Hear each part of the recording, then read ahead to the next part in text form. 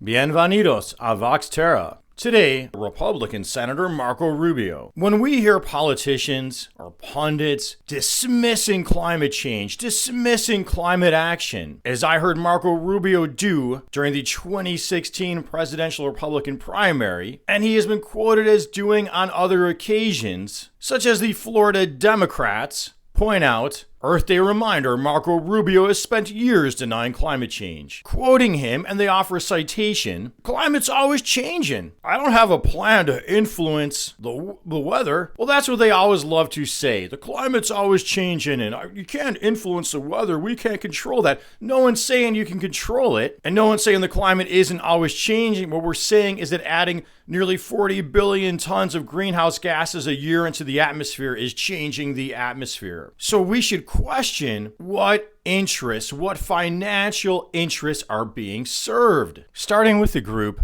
End Citizens United, Big Money 20, most corrupt candidates in 2022. Rubio has racked in millions from big oil and corporate PACs. This seems consistent across his career. Checking another website, Open Secrets, in 2022, Rubio still made the list of top 20 recipients of oil and gas money. But the 2016 cycle really jumps out at me for PAC contributions and fossil fuel money. And I think that's because that's the election cycle Rubio was making his bid for the president in the primary. ExxonMobil, $10,000. American fuel and petrochemical manufacturers, $7,500. I just want to show that one because that's the interplay with petrochemicals and fossil fuels, and everybody knows we are awash in carcinogens coming from these chemicals. Pesticides, PFAS, the list goes on. And this blast from the past I really want to point out from the 2016 election cycle is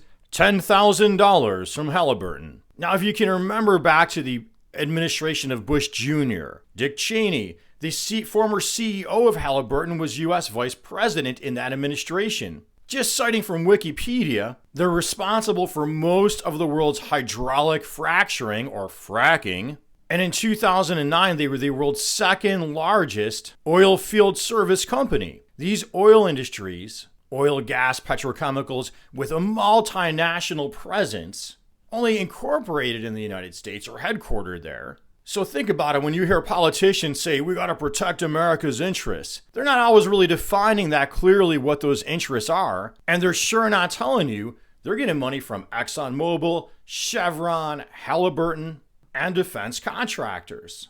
Nor are most major media outlets interested in exposing this, even though it would seem so easy for these so-called liberal outlets to attack Republicans over the environment, over their connection to these industries, yet they don't. They'd rather just stick with culture war issues. Well, I hope you found this video helpful, informative, useful. If you did, please make sure you're liking, you're commenting, you're subscribing, you're clicking that notification bell. You're donating at Patreon. And until next time, and as always, peace be with you.